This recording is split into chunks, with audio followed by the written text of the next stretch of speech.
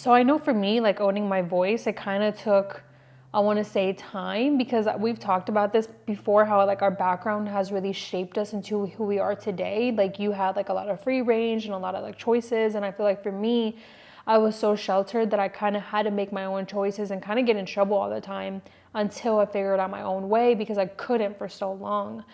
But within that, what else do you really think helped you own your voice? How did you become so confident in your voice? Taking action and doing stuff when I was a little kid. Like when you are a younger kid and you grew up like me, I feel like I had a lot of, like you said, a lot of freedom, a lot of range to do stuff. When you become successful at doing a specific thing over time, as a little kid, your confidence is through the roof. Nobody can stop you.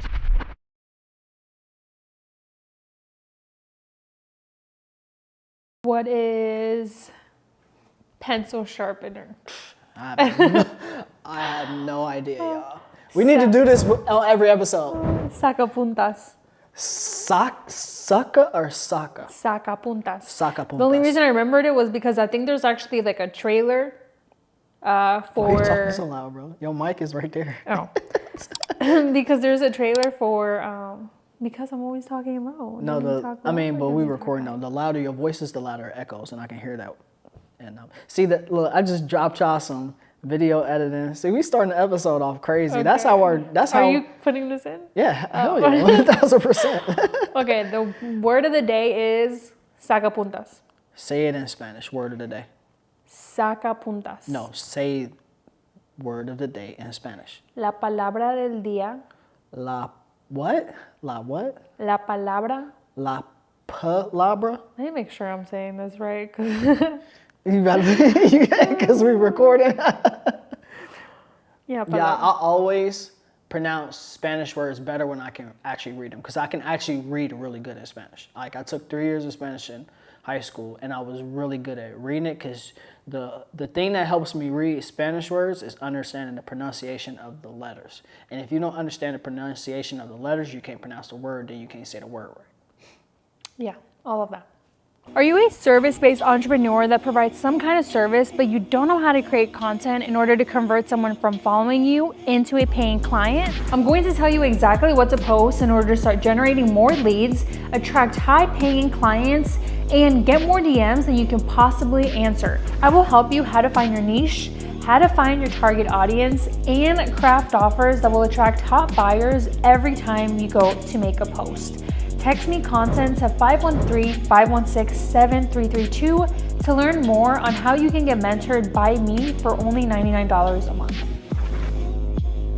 Okay, the word of the day is sacapuntas. Sacapuntas. Pencil sharpener. Sacapuntas. Why pencil sharpener? How does that relate to my life? Oh, I came up with that word because there was this trailer of Ben Affleck saying like his favorite word in Spanish is sacapuntas. I was like, who taught him that? Why though? Is it because of what it sounds like? I think it's right here.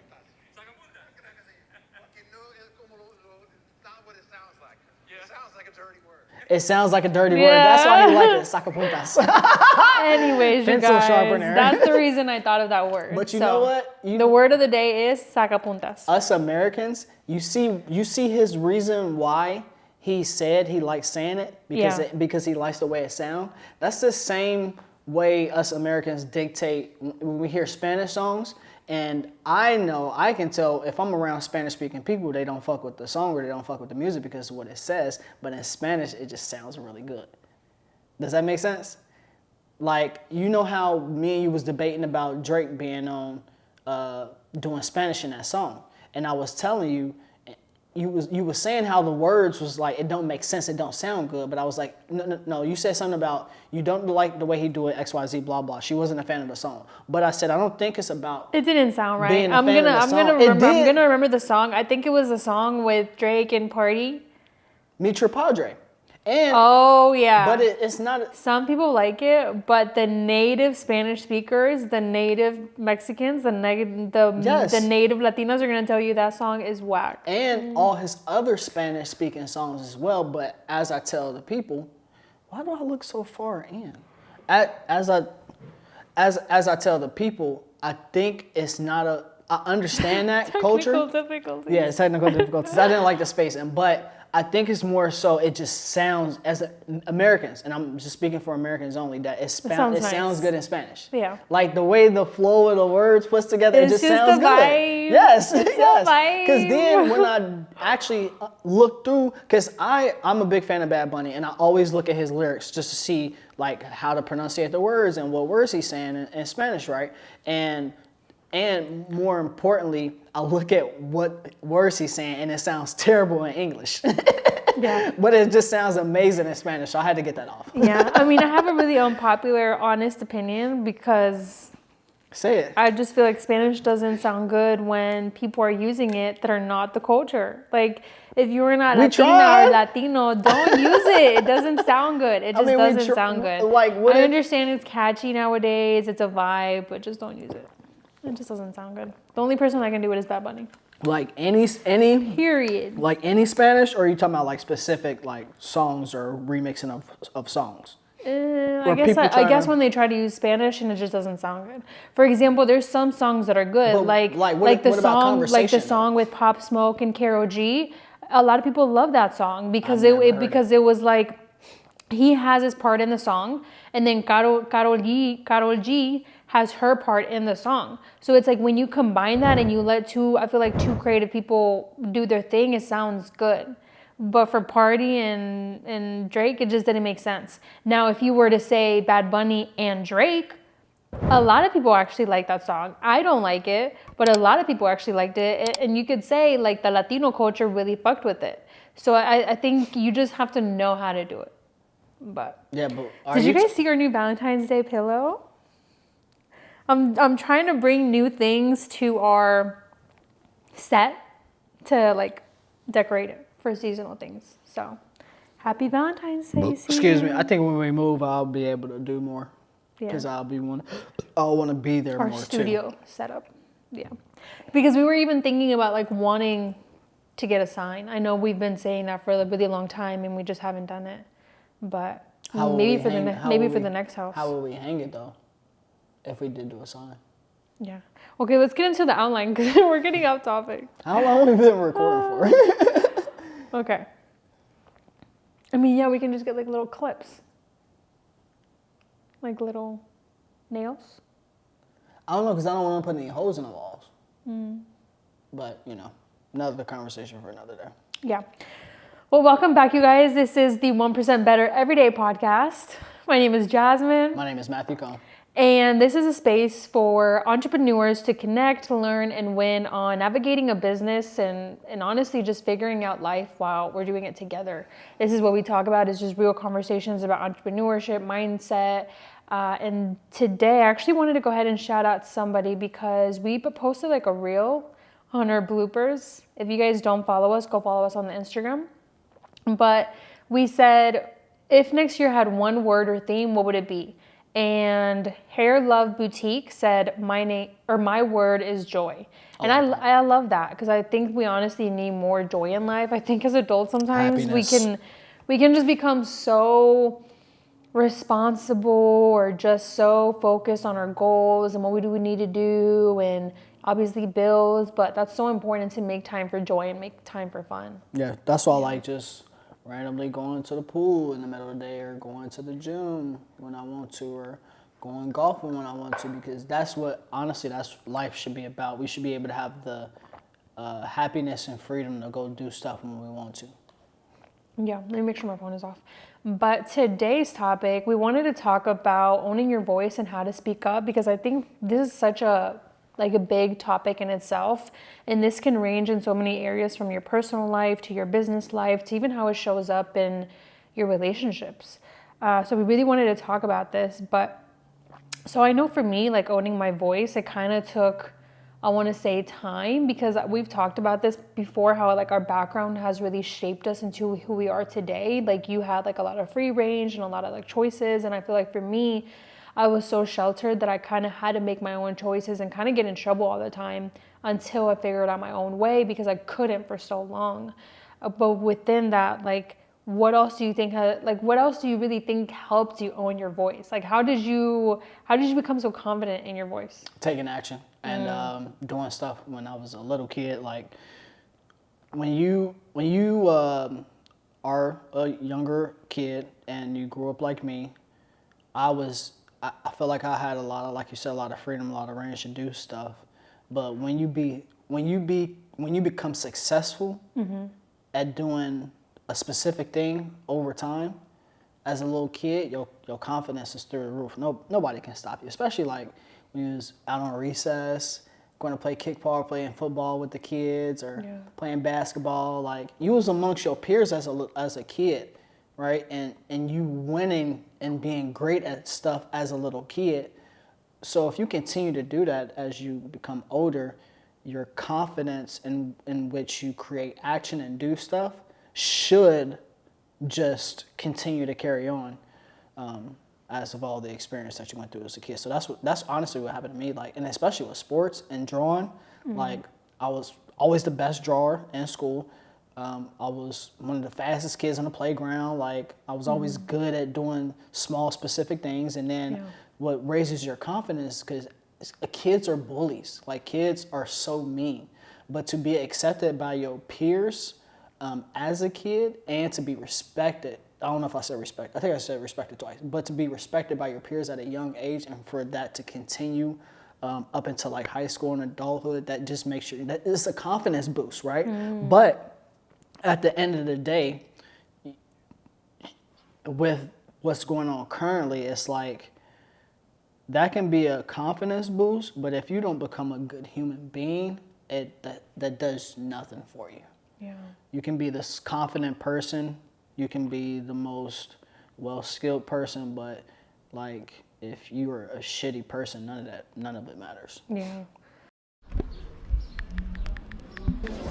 Matt, I need your help growing my social media audience. All right, guys, if you need help growing your social media audience, make sure you text 602-390-7002. Once again, it's 602-390-7002. Well, and I don't want to get too much off topic, but that's something that we were even talking about, because I know you said that you grew up like religious, and something that I was thinking about is how like even like the Bible says that like Jesus or God was always judging people based off of their heart. And that's something that I feel like we've never really said on the podcast, but that's something that we have conversations about, how we just notice how, I mean, obviously it's not our job to judge anybody, but you can tell right away where people's hearts are. Like, meaning sometimes, but sometimes you can use your what you went through as a child and your background to either become better, like you said, and become a better person, or let it kind of make you a terrible person. 1000%. And I think for me, going back to something that you said, was like kids are so mean. I remember I used to get bullied all the time when I was younger. And I don't know if I ever told you a story, but I remember in 3rd grade, I got so bullied at a private school, and they took my little Advent journal. I just remember it was an Advent journal because it was a Catholic private school. And I remember that they took my little journal and they read it, and I was looking for it all day, and I was like, why can't I find it? And then at recess, finally, some kids were like, oh, we found your journal. And it was like a movie. I will never forget this moment, and it's not funny, but it's just like so funny, like all the stuff that I went through. And I'm like, I survived. But anyways, I remember that somebody found my Advent book, and then all of a sudden, before I knew it, I was kind of ignoring them, because I was always the type of girl that I just don't care. Like, you can bully me and I don't care. I'm still gonna do whatever I'm gonna do. And I remember just ignoring them and just standing by like the little, remember those like light bulbs or those lights outside in the parking lot? And it's like a little square, but it's like a light. And so I was just standing by one because the parking lot was a recess. Yep. And all of a sudden, I just see like a whole circle of kids, and I was in the middle. And I think it was like for 5 minutes, and people were just like laughing at me, or they were saying something, but I think I disassociated so much because I was like, I don't really care about these kids. Like, it sounds so cocky, but their opinion doesn't mean anything to me. And I think like I let them bully me. But then after that happened, I remember this girl was like, oh, I feel so bad for you. Kids are so mean. I'm like, I'm brown. I'm Mexican. I'm used to this. But again, I think it's because of my experience and my background. It's almost like because I was so used to it, it kind of like stopped affecting me at some point, and that's how I grew into my voice. But then again, I'm like, maybe I was just always like that. Now that I'm looking back. You grow up with that experience, and that you either let that negatively affect you or positively affect you, and you let it positively affect you by being able to handle people being just mean in general. And I think kids should be bullied.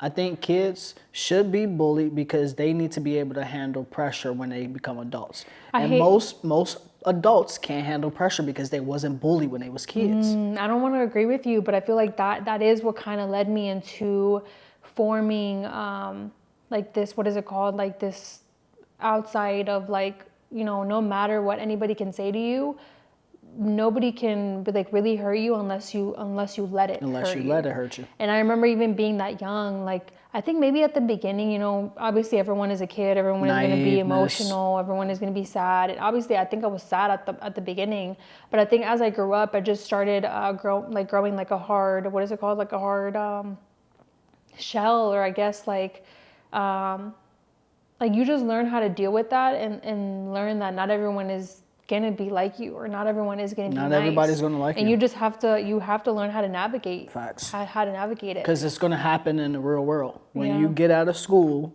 when you stop dealing with other kids, adults are just those kids that grew up. Mm-hmm. Those mean kids that was on the playground, they just grew up. Yeah. Yeah.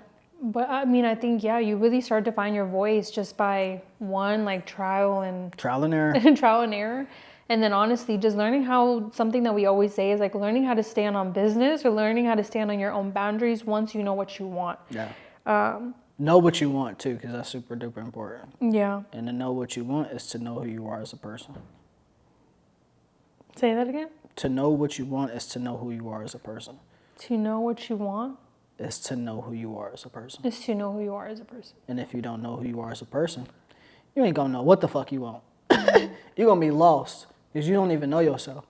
But I do want to get into like so we already know, I mean, some people are still learning how to own their voice, but how did you learn how to speak up? I was always told I was a quiet kid.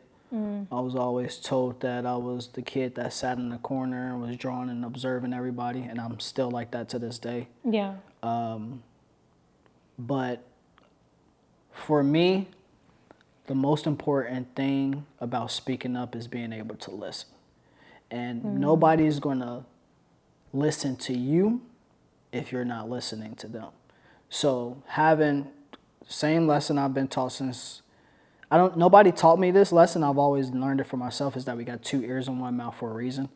And I feel like that involves leadership by being able to listen to somebody, and being able to listen is just the first level, right? You got to be able to understand after you listen, interpret. Right? Interpret, and then if you have a reason to, you speak up. But being able to have the confidence when speaking up is understanding people and being able to effectively communicate your message to people multiple times over and over again. And when you're successful in doing that, that's when your confidence rises. Say the last part again. So when you successfully do it over and over again, right? Speaking to people and convincing them of things. Oh yeah, because you practice your repetition. Exactly. Yeah. And that builds your confidence up, and then every time you go communicate to people or raise your voice of concern to people, they listen to you because you've been confidently doing it over and over again. That's true. I think it's sometimes honestly like the smallest things, because one thing that I have gotten better at in knowing how to speak up is first knowing how to listen. And I think that started with you, is like learning really how to listen to what you're saying, not what you want to hear. Because I think a lot of the times I don't want to put women in one category, but I will just speak for myself and the woman in my life, is that sometimes we will listen to only what we want to listen to, or what we want to interpret out of that. So I think another thing is learning how to listen, but also interpret. And honestly, also knowing how to listen but not reacting right away, like you said. Because I know for me, that's been one of the things that I've been having to work on. I feel like in the past 6 months is that I'm very reactive. And I think that's why you always say, if you just slow down a little, then you can think about things even more clearly. And then you can learn how to speak up or how you want to respond. And I feel like when I was younger, I used to get in trouble all the time for back talking. I told you that. And it was just because I did not want to listen. I did not want to listen to authority. I did not want to listen to what was being said to me, because what was being said to me, obviously those people were not doing what they were preaching. So it's really hard to listen to people that are not doing what they're saying they're going to do. I had the opposite problem. You were getting in trouble because you didn't listen. I wasn't getting in trouble because I was getting in trouble because I did listen and I did understand. And because I interpreted things so well, I was able to give pushback to people at a young age. Mm-hmm. And they like, who the fuck are you? And that's why growing up, I always had conflict with my mom and adults, because I always listened and I interpreted things at an early age because I had to grow up so fast. And that's why I got in trouble so much, because I never agreed with authority. I still do to this day. Like, I don't agree in having like a boss or a manager or owner or stuff like that. I've never been good with authority, because I've been really good at being able to listen and understand attentively better than the person that's in charge, which creates conflict. Yeah. You just said a bar. That's just what it is. Like, we got in trouble for two different reasons, but we both got in trouble. Yeah. I mean, I think just tying it back to why speaking up can kind of feel hard sometimes. I think it's, the fear of just being misunderstood or creating that conflict. And I think for me, like, I mean, everybody's situation is different, is that I never had an issue speaking up because I don't know, maybe because of what I went through when I was younger, where it was always like, I would feel like I was trying to figure out my way and fight the world. It's like, at the end of the day, I just don't care what people say, because everything I do is wrong. That's what I felt like. It was like, from the minute I feel like I came into this world, I was always doing something wrong, whether it was just not speaking English correctly, where it was just like, I didn't know how to, create relationships with people, because like, something I always tell you is like, I felt like I had to learn my American side, but then I had to learn my Mexican side. And so I think, first you have to uncover like, why do you not want to speak up? And I think for me, like you said, I did have that opposite reaction where I just didn't understand so much that I spoke up that first. I was a shy kid, actually, and I never wanted to say anything. And then once that turned into back talking, then I got in trouble for it. And I hate to say it, but I feel like sometimes you have to, I don't want to encourage anybody to do anything like obviously dumb, but I feel like sometimes you do have to get in trouble for things, or you do have to fail, kind of like risk. Who cares what other people are going to think? Who cares what it's going to look like? Who cares if you get in trouble at school? Because I remember so many times I would get in trouble at school for just small things that I remember, like I would never see my peers getting in trouble for. So, I hate to say it, but it's like sometimes you really do have to learn through trial and error and kind of just doing things, even if people get mad at you. I feel like that's how I really learned how to own my voice and own who I was, especially growing up in a Latina family, because I feel like from the minute that you are born and raised, like you're almost having to fit this character that people already created for you, or that your family might have already created for you. They putting you in a box already. Yeah, I didn't. Nobody put me in a box, but nobody tried to put me in a box either. Yeah. So yeah, going back to the topic, I think first you have to discover like, who you are? What voice do you want to own? Or I guess like, who do you want to be, which is something that we always talked about that goes back to identity.